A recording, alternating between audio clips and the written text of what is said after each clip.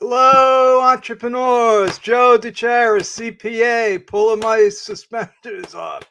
Uh, Coming to you live from downtown Bethpage, Long Island, New York, for another amazing episode of How to Win at Business and how to win at your taxes. I mean, this is amazing. It's February 1st, 2022, and never in my life did I think I would be approaching my accounting and tax business the way I am now. But the truth is, folks, that we're in a battle. It's like a silent war, and the IRS is getting their troops ready. It's like it's like Russia putting their troops on the border of the Ukraine. You know, they have 100,000 troops on the border. You know, there's always something going on in the world, and that's what's going on right now. Hopefully, if you're watching this at some other time, it's not happening. But just like Russia putting troops on the border of the Ukraine, the IRS is in the process of hiring up to 85,000 IRS agents whose sole responsibility is to be collecting unpaid taxes from who? Not from rich people, not from big corporations, because they're all over them already. They're already all over them. They can't be, more over them. I mean, it's like trying to squeeze water from or blood from a stone, whatever the term is, but you get the idea. No, they're going to be coming after small people, the people that can least afford it, the people that can't defend themselves, small business owners. Uh, and some of them, I could see need to be gotten. People that open corporations and never file returns, people that notoriously were working in cash businesses. Well, guess what? There's not too much cash around anymore, and now the IRS is keen to it. They're basically telling the banks that if somebody is depositing cash, believe it or not, they're supposed to ask, where did you get this cash from? So, the times of under the table are quickly diminishing. Everything's going digital, which means everything's going to be machine driven. And this just didn't happen overnight, folks. This has been planned for decades and decades. I can go as far back as when I started in accounting, which was 40 years ago, and it was going on even before that. Issues like this independent contractor versus employee issue, it was always an issue. And if you're not familiar with it, what it is when you're an employer, it costs a lot of money to have an employee. You got to pay your share of payroll taxes. You got to pay workers' comp insurance, disability insurance. You have all kinds of compliance issues with uh, collecting taxes, reporting wages, not only to the federal government, but to the state and a lot of times local governments. Everybody wants their cut of the pie. Well, it was a lot easier for business owners to treat people as independent contractors. And now what that meant was they weren't employees. They weren't treated as employees, which put them in a whole different legal category, a whole different reporting and compliance category. It was very convenient for the employer. And guess what? The employee had no taxes taken out, which was good for them, allegedly, and also bad for them. If they reported their income, and a lot of them didn't, and that's who the IRS is going after, a lot of them didn't. But if they did report their income, let's say they were making $1,000 a week, 52,000 a year, and now they have no taxes taken out. Well, and let's just assume they have no business deduction so that we don't complicate this. Well, 52,000 net profit, that now they got to shell out 15%, almost $8,000 in Social Security taxes that weren't taken out. So 52 minus 8, you're down to 44. Now you got to pay income taxes, which also were not withheld. Now, some people that were smart paid quarterly estimated tax, but those were few and far between.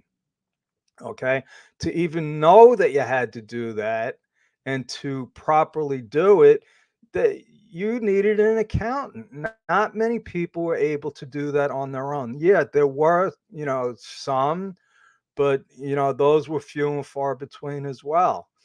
So, when push comes to shove, a small business trying to make ends meet, and we're talking about small businesses, not big corporations that are doing even hundreds or millions of dollars a year. These are people, making less than 100K a year. So, yeah, when they say, oh, if I get a choice, I can run a payroll and pay the payroll company, let's say $50 a month, and then I got to take out the taxes, and then I also, the employer, you figure, I would tell if an employer, if a client was in a non-hazardous profession, like let's say they were a consultant or they had an office where the workers comp wasn't that expensive, I would say you got to add at least 10% to everybody's pay as as an expense. So if you're paying somebody $1,000 a week, well, it's costing you 1,100. So now you have the business owner that is weighing, well, what do I do? Are they an employee? Well, guess what? They would rather have them be an independent contractor. And years past, let's say 10 years and beyond, it was very difficult for the IRS to police the issuing of 1099s because the rule was if you paid an independent contractor $600 or more, you had to issue them a 1099. Okay, well, because it was very hard to enforce, uh, I would say a majority of small business owners never bothered. Now, I know this because I would tell my clients, we got to do a 1099, and very few of them listened to me. And there were no repercussions, there was no blowback, unless there was, and in very few cases, maybe there was a Department of Labor audit. I've had clients that were in the construction business. So in New York State, they are under the microscope more now than ever. So I've had clients that not the IRS, the Department of Labor would come in and say, hey, these people are subject. They wouldn't say, oh, they're employees expecting the business owner to go and file W-2s, because that's what happens if the IRS comes in. So I'm going to go quickly over that. But what the state wants is they want the unemployment insurance. Okay. So that's another expense. And if you don't know what unemployment insurance is, the employer pays that. It's a totally employer driven expense, and they pay up to a certain dollar amount for each employee. And again, it depends on your rating. If you have low turnover, you pay a low rate. If you have high turnover, you pay a high rate. So that 10%, that's if they're in a low uh, unemployment rate and a low, not a hazardous industry. So you get my point. It costs a lot of money to run a payroll. Well, I'd say about maybe 8 or 10 years ago, the IRS started with these two little questions on business returns. They're on sole proprietor returns and corporate and partnership returns, and they seem innocent, but they're not. The question is, are you required, or were you required during the last taxable year to file Form 1099, to file Forms 1099? Now, if you said no and you were required, well, guess what? You just lied on a return. You just lied on your tax return, which that in itself isn't going to put anybody in jail, but it is going to raise an auditor's eyebrow and say, well, what else did you lie about? Uh, Now, if you said yes, The next question, so the first question is, are you required? The next question is, well, did you file? Well, if you said, yes, I'm required, and no, I didn't file, well, guess what? Red flag. So, what the IRS is looking for, what they want is yes and yes. Yes, I was required, and yes, I filed. Because most businesses, myself included, hire independent contractors. It's just, especially in today's environment, it's easier to hire somebody as a let's say subcontractor. That's what they are. I'm going to hire my web designer. They're a subcontractor. Even a lawyer, an accountant. Those are not employees. Those are independent contractors. Well, lo and behold, last year the IRS came up with a new 1099. It's called the 1099 NEC, non-employee compensation. So they're making more of a distinction between the 1099 MISC, 1099 miscellaneous, meaning it included other areas of revenue, like rent, interest and dividend. No, those are different 1099s. Anyway, it made it less confusing. It's like, okay, you're a non-employee, you're getting a 1099, and the first thing I'm going to share this with you is form 1099. I mean W9. So this is the form that employers are required uh, to request from any independent contractor. Now, so let's go through the form. It's very simple, very straightforward. Your name if you're a sole proprietor, or your business name if different from above. Okay, so you got to put your name. So if I was filling this out, it would be Joe DeChara, and line 2 would be Bedrock Business Builders Corp. I am classified as a C Corp. Okay, that's how I'm structured. And the other options are you're an individual or you're a single member LLC. You're taxed as an S Corp, you're a partnership, you're a trust or an estate, or a limited liability company that's that's elected to be taxed as a C Corp, an S Corp, or a partnership. Okay, and then there's other. Okay, and it says see instructions. I don't have enough time to go into a deep dive. Now there's exemptions. Okay, so again, you have to go into the instructions. That doesn't happen a lot in my world, which is small businesses, small S corps, sole proprietors that we turn into S corps, LLCs that we turn into S corps for tax purposes. The address. Now, this is very, very important, because if you're an entity, you want to be identified as an entity. Okay, if you're an entity, a C Corp, S Corp, LLC, partnership, you want the 1099 issued to your business, not your name. Okay, so we get down to, if you're a business, you should have an EIN number, employer identification number. Okay, if you don't have an employer identification number, that means that you're a sole proprietor and you got to use your social security number, or you're an LLC that did not make an election to be taxed as an entity. Okay, so you're either an individual. So if you're an individual, you got to use your social security number. If you're an entity, you want to use your tax ID number.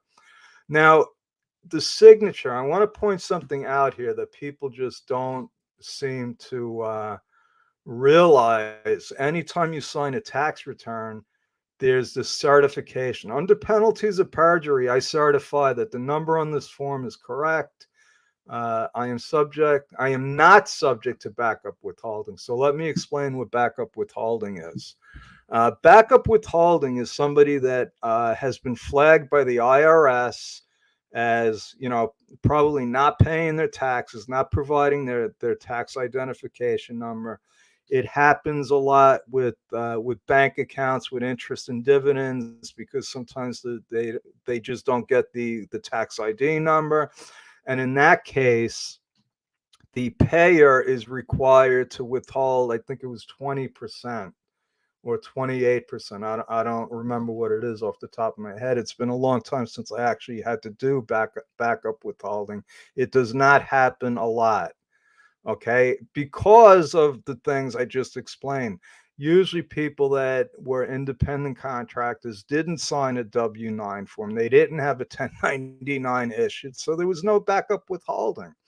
So backup withholding, if you are subject to it, so let's say you're subject to it and you say you're not. Well, you just lied on a tax form again.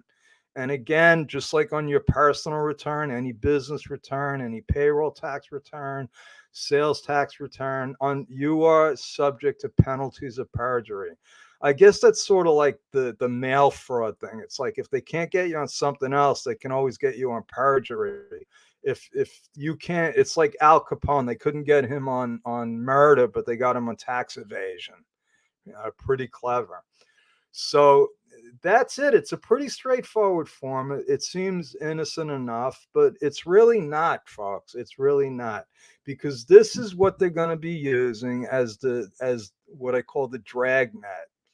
Okay, it's the way that they're forcing small business owners to become their unwilling, unpaid police department.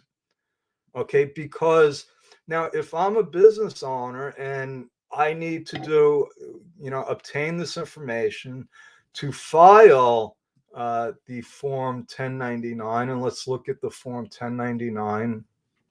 I'm gonna because this is really the objective. It's not just to get the people's name and ID number.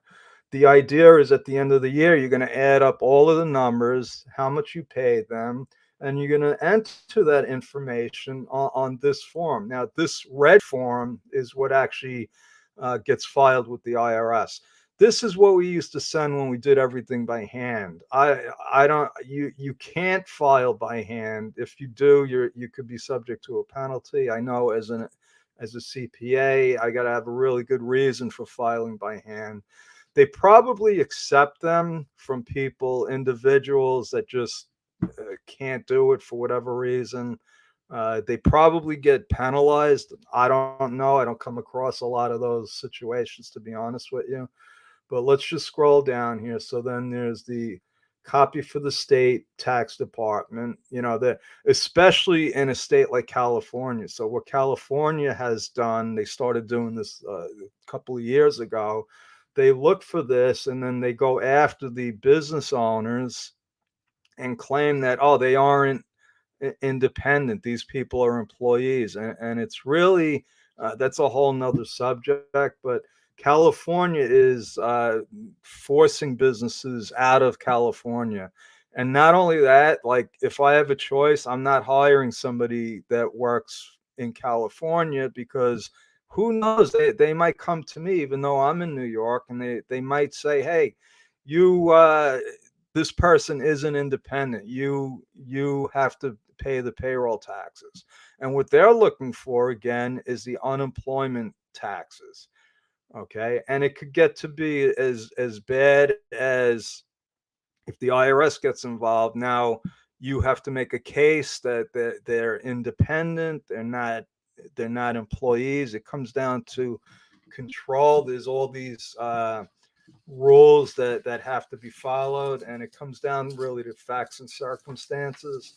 But if you control somebody's schedule, they use your tools. If they're an auto mechanic, they come, they work on your schedule, you pay them by the hour, they're using your tools, not their own tools.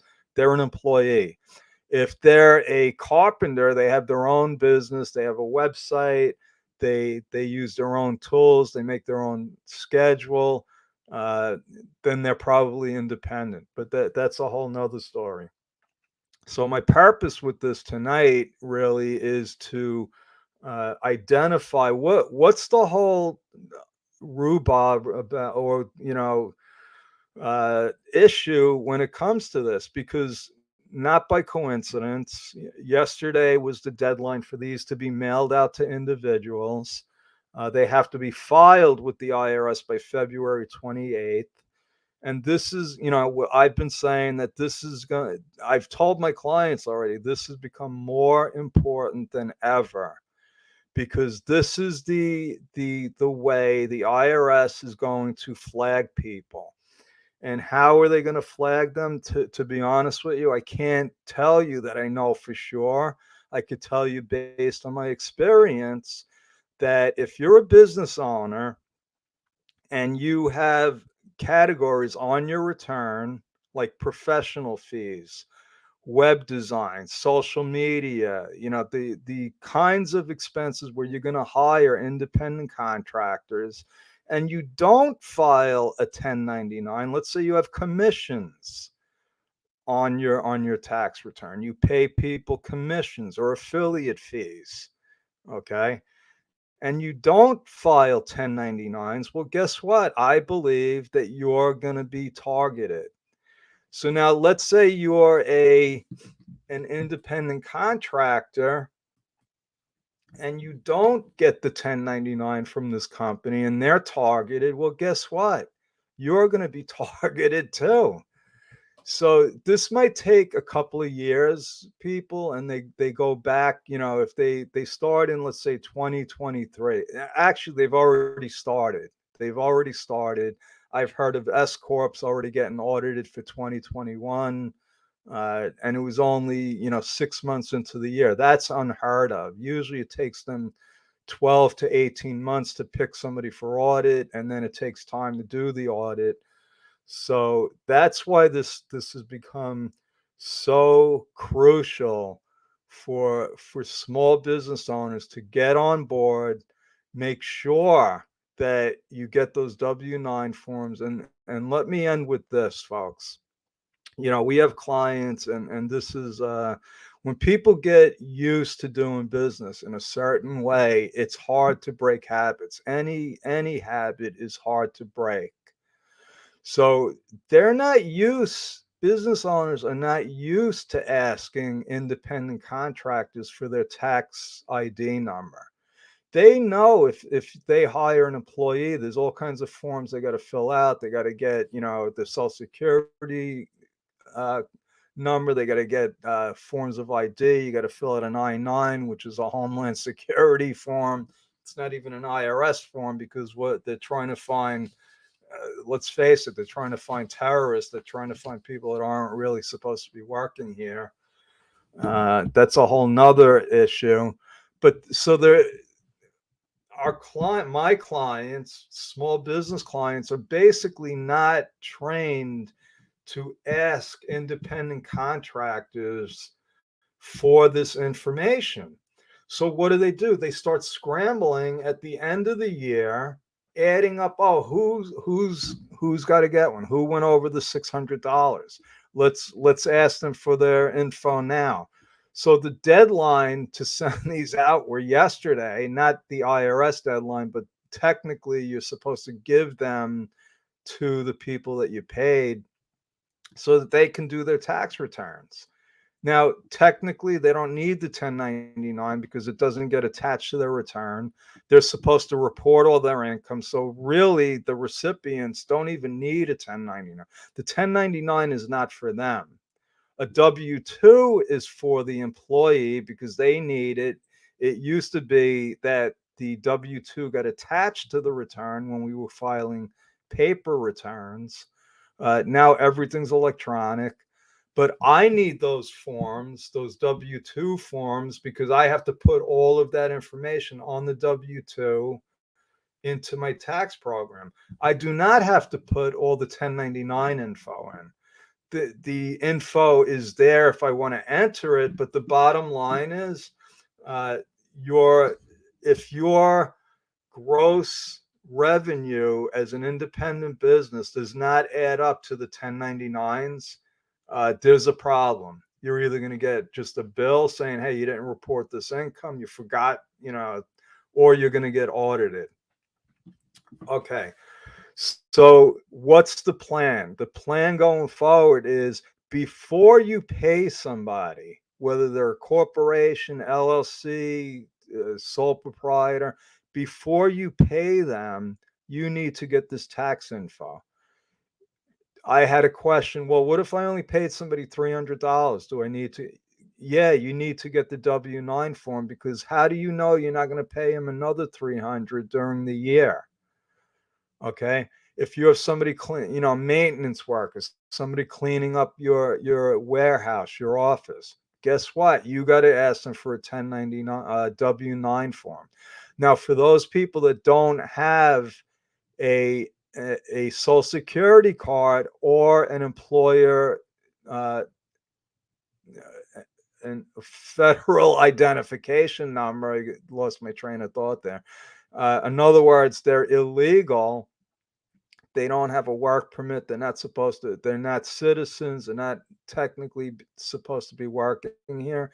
You have to get they're eligible to apply for a temporary identification number, a TIN. Okay, which is a whole nother story, because if you look at the IRS, what they say is, oh yeah, if to get a W-2, you can get a TIN, a temporary identification number, and that it's not meant to be a replacement for a social security number. So it's temporary because you cannot legally, as an employer, you cannot legally hire an illegal immigrant. They're illegal. So if you hire somebody with a TIN, you better get their social security number when it's issued, because like I said, it's temporary.